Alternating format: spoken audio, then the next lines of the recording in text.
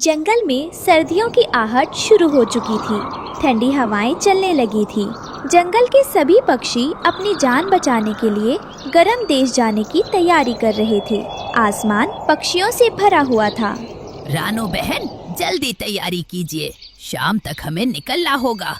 अगर हम यहाँ रुके तो बर्फबारी में हम सब जम जाएंगे। रानो चिड़िया अपने घोंसले में बैठी थी। उसका एक पंख चोटिल था, इसलिए वो लंबी उड़ान भरने से डर रही थी। कालू कौवा पास की डाल पर बैठा उसे देख रहा था। कालू भैया, आप तो जानते हैं कि कुदरत ने मेरे साथ क्या किया है। मेरा ये पंख अब मेरा साथ नहीं देता और जरा सी ऊंची उड़ान भरते ही इसमें तेज दर्द होने लगता है। हजारों मील का ये सफर मैं कैसे तय करूंगी? बीच रास्ते में किसी तूफान या शिकारी का निवाला बनने से बेहतर है कि मैं अपनी इसी जन्मभूमि की मिट्टी में दम तोड़ दूं। आप सब चले जाइए, मुझे मेरी किस्मत पर छोड़ दीजिए। अगर रानो यहाँ रुकी तो इस बार की ठंड उसे मार डालेगी। उसका घोंसला भी कमजोर है, उसे जाना ही होगा, चाहे जैसे भी हो। कालू नदी किनारे अकेले बैठा सोच रहा था। वो रानो को समझा कर थक चुका था, लेकिन रानो जिद पर अड़ी थी। कालू को एक कठोर फैसला लेना था। रानो को बचाने के लिए मुझे उसकी नजरों में गिरना होगा। उसे मुझसे नफरत करनी होगी, तभी वो मुझे छोड़कर जाएगी। भगवान, मुझे माफ करना। शाम को जब रानो अपने घोंसले को ठीक कर रही थी, कालू वहाँ गुस्से में आया। उसने रानो के घोंसले पर एक जोर का धक्का मारा। कालू भैया, ये आप क्या कर रहे हैं? क्या अपनी आँखों के सामने मेरा तिनका तिनका बिखरता देख आपको जरा भी दया नहीं आ रही? जिसे मैं अपना भाई मानती थी, जिसे मैंने हर सुख दुख में अपना साथ ही समझा, आज वही मेरे सिर से छत छीन रहा है। क्या एक मामूली से घोंसले के लिए आपकी सालों की दोस्ती इतनी सस्ती हो गई? आप मेरा घर नहीं, मेरा भरोसा तोड़ रही हैं। ये जगह मेरी है, मुझे सर्दियों के लिए बड़ा घर चाहिए। तुम यहाँ से भाग जाओ, मुझे तुम्हारी शक्ल नहीं देखनी। कालू ने रानो का पूरा घोंसला नीचे गिरा दिया। रानो जमीन पर गिर पड़ी। उसकी आंखों में आंसू थे। उसे विश्वास नहीं हो रहा था कि उसका भाई जैसा दोस्त ऐसा कर सकता है। कालू भैया, हम तो परिवार की तरह थे, आप इतने बदल कैसे गए? मेरे पास अब कोई छत नहीं है। परिवार? कैसा परिवार? मुझे सिर्फ अपनी जान की परवाह है। निकलो यहाँ से, वरना मैं तुम्हें चोंच मारूंगा। मजबूरी में रोते हुए रानो ने उड़ान भरी। हरिया तोता और बाकी पक्षी उसका इंतजार कर रहे थे। रानो ने आखिरी बार पीछे मुड़कर देखा। उसे कालू से नफरत हो रही थी। मैं आपको कभी माफ नहीं करूंगी कालू भैया, आपने मुझे बेघर कर दिया। रानो बाकी पक्षियों के साथ गर्म देश चली गई। कुछ दिनों बाद जंगल में भयानक बर्फबारी शुरू हो गई। कालू उसी पेड़ पर अकेला बैठा था जहां रानो का घोंसला था। वो ठंड से ठिठुर रहा था क्योंकि उसने अपना घोंसला ठीक नहीं किया था। माफ करना रानो, अगर मैं तुम्हें नहीं भगाता तो तुम नहीं जाती। अब तुम सुरक्षित हो, मेरे लिए यही काफी है। सर्दियां अपने चरम पर थी। कालू का शरीर बर्फ सा ठंडा पड़ चुका था। उसे बहुत भूख लगी थी। तभी उसे पेड़ की दरार में एक छोटा सा सूखा बेर मिला। भूख तो बहुत लगी है, लेकिन अगर मैंने इसे खा लिया तो जब रानो वापस आएगी तो वो क्या खाएगी?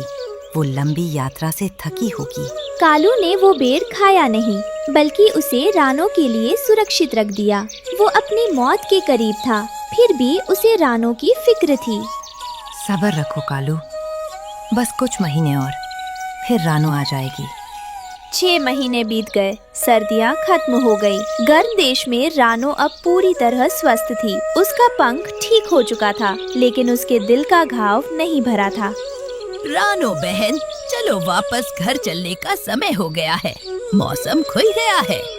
मैं जा रही हूँ हरिया दादा, लेकिन उस धोखेबाज कालू से बात नहीं करूँगी। हजारों मील दूर रानो एक हरे भरे पेड़ पर बैठी थी। वहाँ खाने की कमी नहीं थी, लेकिन रानो खुश नहीं थी। वो अभी भी गुस्से में थी। हरिया दादा, मुझे यकीन है अभी कालू वहाँ पूरे पेड़ का राजा बनकर बैठा होगा। उसने मेरे हिस्से का खाना भी जमा कर लिया होगा। वो कितना स्वार्थी है। रानो, कभी कभी जो दिखता है वो सच नहीं होता। कालू ने जो किया शायद उसके पीछे कोई वजह हो। कोई वजह नहीं थी दादा, उसे बस मेरा घोंसला चाहिए था। मैं उसे कभी माफ नहीं करूंगी। पक्षी वापस जंगल लौट आए। जंगल फिर से हरा भरा हो गया था। रानू सीधे अपने पुराने पेड़ की तरफ गई। वो कालू को खरी खोटी सुनाना चाहती थी। आज मैं कालू से पूछूंगी कि उसने मेरे साथ ऐसा क्यों किया। रानू अपने पेड़ पर पहुंची। वहाँ अजीब सा सन्नाटा था। कालू कहीं दिखाई नहीं दे रहा था। रानू ने देखा कि पेड़ की खोह में कुछ पड़ा है। कालू, कालू भैया, बाहर आइए। डरिए मत, मैं लड़ने नहीं आई हूँ। रानू अंदर झांकती है। वहाँ कालू बैठा था, लेकिन वो हिल नहीं रहा था। वो ठंड से अकड़कर पत्थर हो चुका था। उसके पंजों के नीचे कुछ सूखे बेर दबे हुए थे, जो उसने रानू के लिए बचाए थे। वो अब नहीं बोलेगा रानो। हाँ, वो पूरी सर्दी यहीं बैठा रहा, तुम्हारी जगह की रखवाली करता रहा। हरिया तोते ने रानू को सच बताया। उस दिन उसने जानबूझकर तुम्हारा घर तोड़ा था रानो, ताकि तुम मजबूर होकर हमारे साथ चली जा। वो जानता था कि वो बूढ़ा है और ठंड नहीं झेल पाएगा, लेकिन वो तुम्हें बचाना चाहता था। कालू भैया, ये आपने क्या किया? मुझे बचाने के लिए आप बुरे बन गए। मैं आपको कोसती रही और आप मेरे लिए मर गए। रानू ने कालू के ठंडे शरीर पर अपना सिर रख दिया। जंगल ने उस दिन जाना कि कभी कभी किसी को दूर भेजना ही सबसे बड़ा प्यार होता है।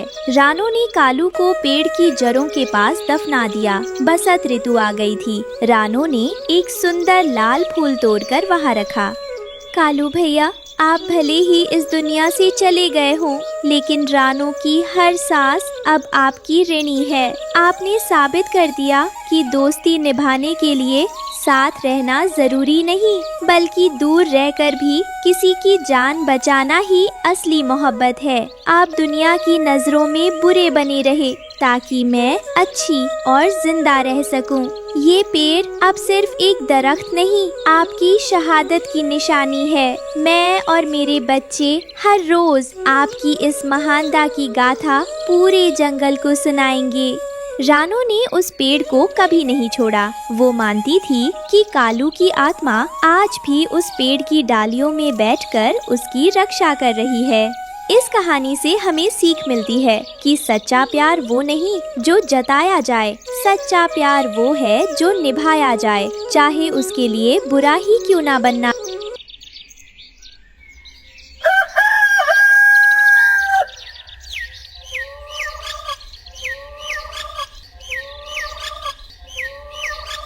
रानू चिड़िया ने बहुत मेहनत करके जमीन के एक टुकड़े पर पालक उगाई थी। बड़े बड़े हरे पत्ते लहरा रहे थे। रानू अपने बच्चों के साथ खेत में पानी दे रही थी। बच्चों, मेरी तरफ देखो, ये खुशी का पल है। देखो, हमारी महीनों की मेहनत आज रंग लाई है। ये जो बड़े बड़े रसीले गहरे हरे पत्ते तुम देख रहे हो ना, ये हमारी सर्दियों में बहुत काम आने वाले हैं। हम इन्हें सिर्फ खाएंगे ही नहीं, बल्कि मैं इन्हें बाजार में अच्छी कीमत पर बेचूंगी, ताकि हम अपने लिए एक बहुत मजबूत और सुरक्षित लकड़ी का घर बना सकें, जिसमें हमें कभी किसी चीज की चिंता ना हो। जी माँ, ये पत्ते कितने ताजे और सुंदर हैं। हम इनकी बहुत देखभाल करेंगे। दूर पेड़ पर बैठे कालू कौवा और गौरी कौवी रानू के खेत को ललचाई नजरों से देख रहे थे। कालू के दिमाग में एक आलसी योजना आई। गौरी, देखो रानो कितनी बेवकूफ है। वो पालक को सिर्फ खाने के लिए उगा रही है, लेकिन मेरे दिमाग में एक आइडिया आया है। हम अपना घर लकड़ियों से नहीं, बल्कि इन बड़े बड़े पालक के पत्तों से बनाएंगे। लेकिन कालू जी, पालक का घर क्या वो टिकेगा? अरे आप चिंता मत कीजिए, वो घर हरा और सुंदर दिखेगा, और जब भूख लगेगी तो हम दीवार से एक पत्ता तोड़कर खा लेंगे। लेटे लेटे खाना और रहना, इसे कहते हैं दिमाग। रात के सन्नाटे में जब रानू और उसका परिवार सो रहा था, कालू और गौरी चुपके से खेत में उतरे।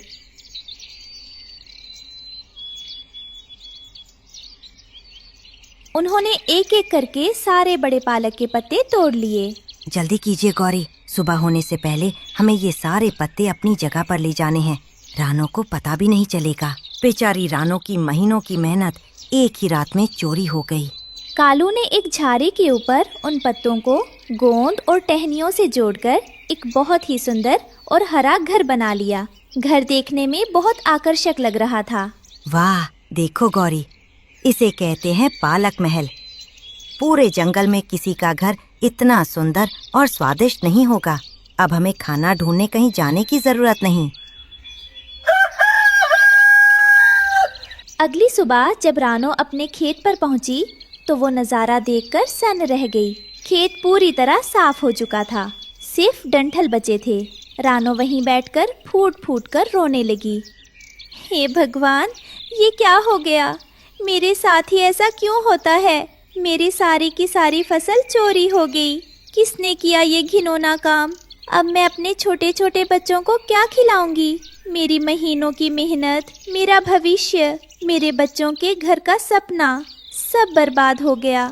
जिसने भी ये बुरा काम किया है, भगवान उसे इस पाप की सजा जरूर देगा और उसे कभी माफ नहीं करेगा।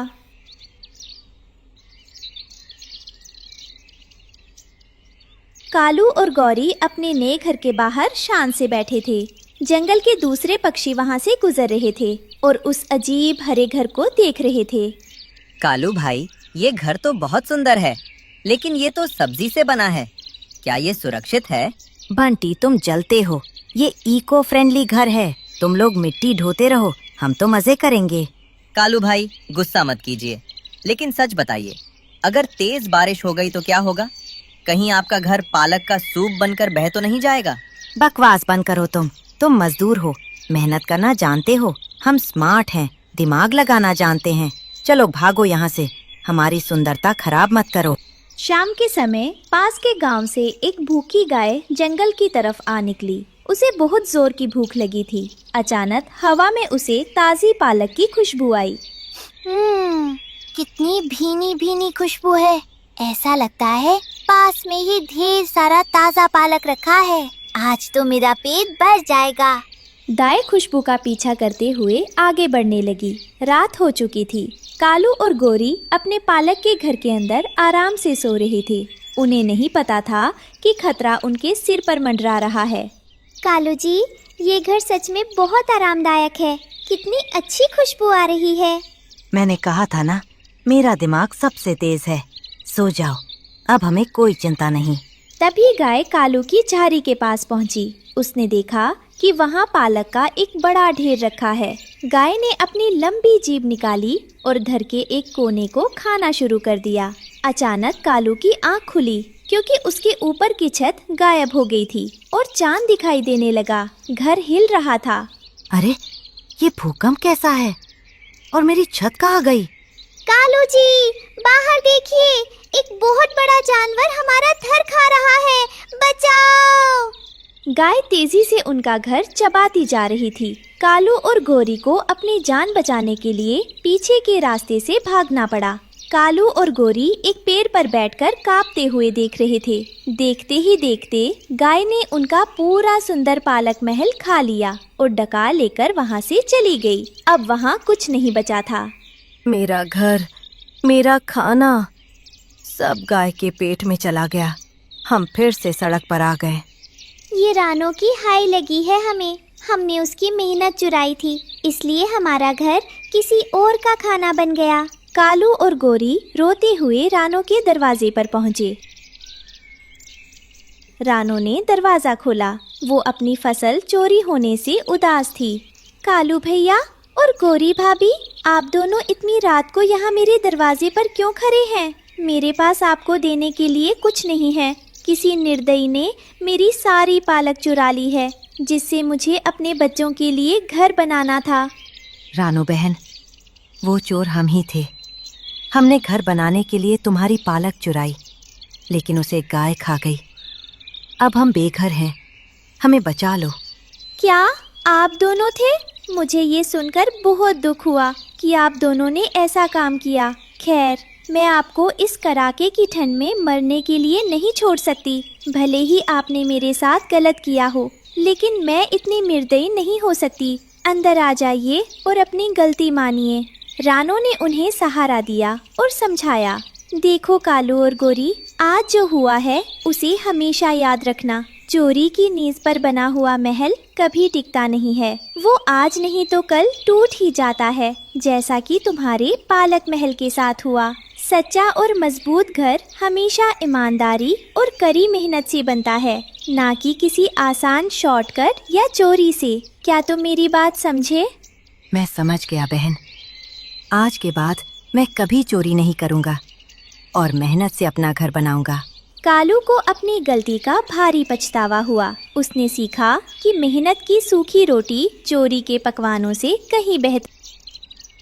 सुंदरवन जंगल में बर्फीला तूफान आया हुआ था।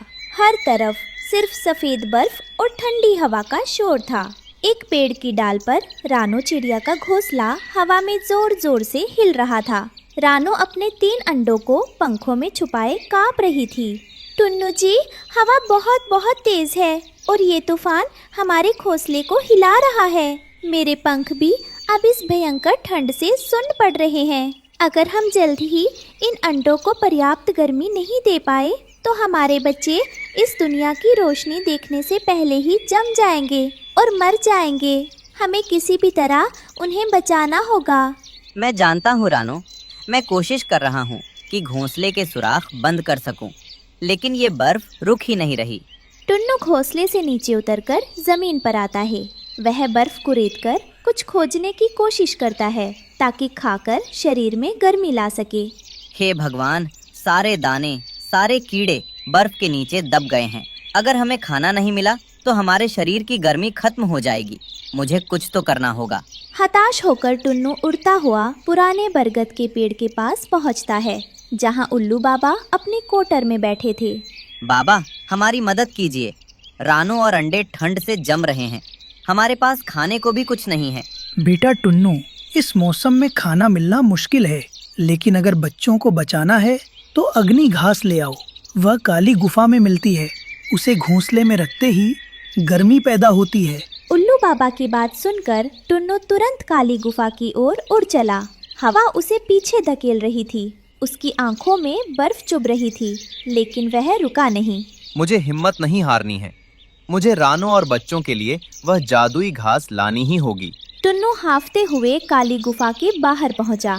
वहां कालू कौवा और गोरी कवि गुफा के मुहाने पर खड़े थे। उन्होंने गुफा का रास्ता रोक रखा था। कालू भाई नमस्ते, मुझे बस थोड़ी सी अग्नि घास चाहिए। मेरे बच्चे ठंड से मर जाएंगे। नमस्ते टुन्नू, पर ये घास मुफ्त नहीं है। हमने मेहनत से जमा की है। अगर चाहिए तो बदले में 10 ताजे कीड़े लेकर आओ। हाँ, और अगर कीड़े नहीं ला सकते तो यहाँ से चलते बनो। ये कोई धर्मशाला नहीं है। लेकिन गोरी भाभी। बस, अब और एक शब्द नहीं। यहाँ से चले जाओ, वरना मैं तुम्हें धक्का देकर इस बर्फीली खाई में गिरा दूंगा। निकलो यहाँ से। टुन्नू खाली हाथ रोता हुआ वापस घोंसले में आया। रानो की हालत अब और खराब हो चुकी थी। मुझे माफ कर दो रानो, कालू ने सारी घास पर कब्जा कर लिया है। वो बिना खाने के घास नहीं देगा और जंगल में खाना है नहीं। आप रोइए मत टुन्नू जी, हमें इस समय टूटना नहीं है। आप तुरंत अंडों पर बैठिए और उन्हें अपने शरीर की बची हुई गर्मी दीजिए। मैं ये खतरनाक काम खुद करने जाती हूँ। एक माँ अपने बच्चों के लिए खाली हाथ वापस नहीं आएगी। मैं किसी भी कीमत पर वह अग्नि घास ढूंढ कर लाऊंगी।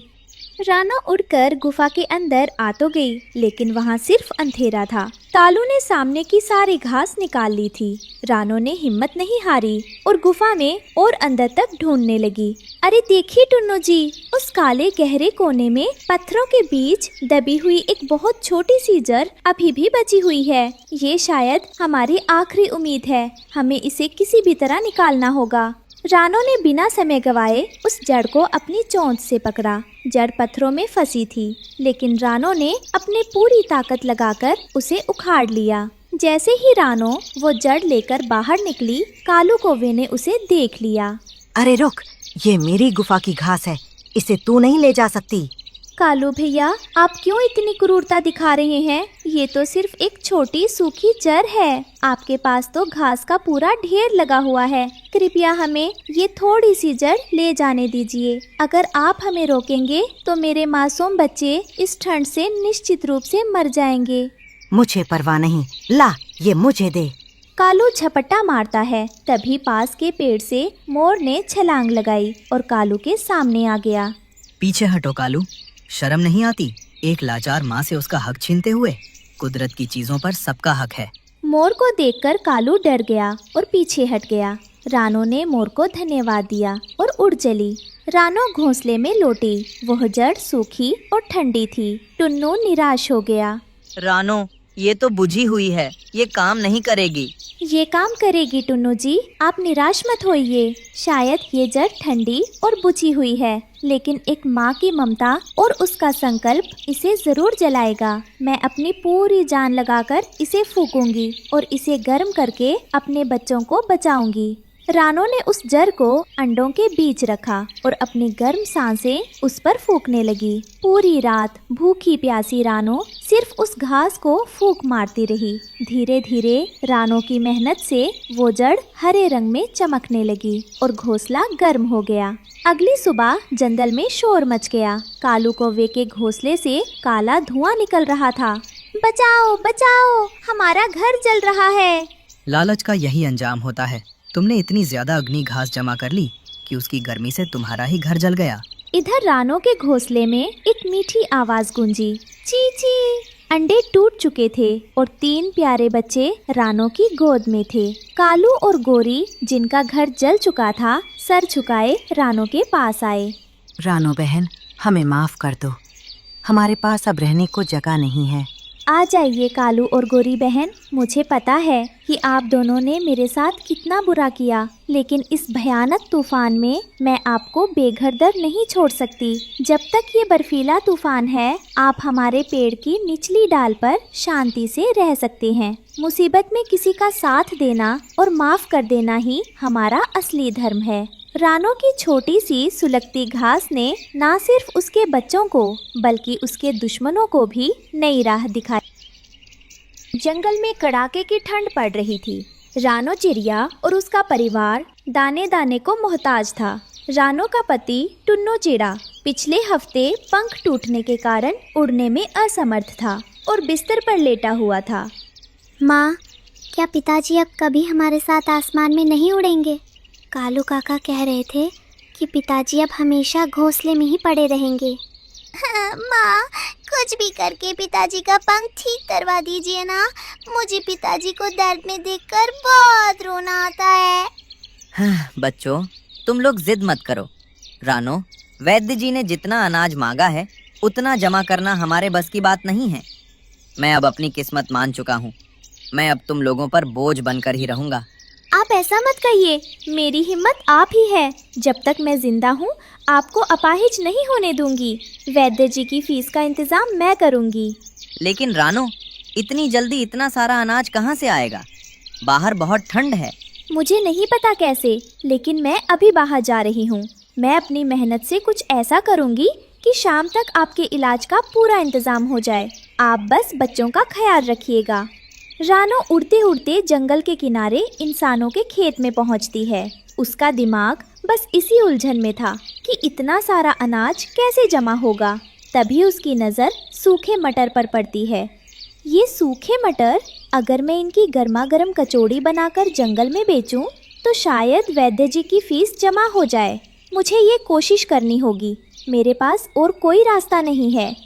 रानो ने नदी किनारे एक साफ सुथरी जगह चुनी और वहाँ लकड़ी और पत्तों से अपना मटर कचौड़ी का ठेला लगा लिया। हे ईश्वर, मेरी लाज रखना। आज मेरा ये छोटा सा ठेला ही मेरे पति की जिंदगी बचा सकता है। उम्मीद है जंगल के पक्षी मेरी मदद करेंगे। रानो कचौड़ी ठेला लेकर हरिया तोता के पास गई। कचौड़ी की खुशबू से हरिया और हरियाली बाहर आ गए। हरिया भैया, हरियाली भाभी, आप ये मटर की कचौड़ी खरीद लीजिए। टुन्नू जी के पंख का ऑपरेशन होना है। मुझे अनाज की सख्त ज़रूरत है। अरे रानो, हमें पता नहीं था कि टुन्नू भाई की हालत इतनी खराब है। ये कचौड़ी तो बहुत स्वादिष्ट है।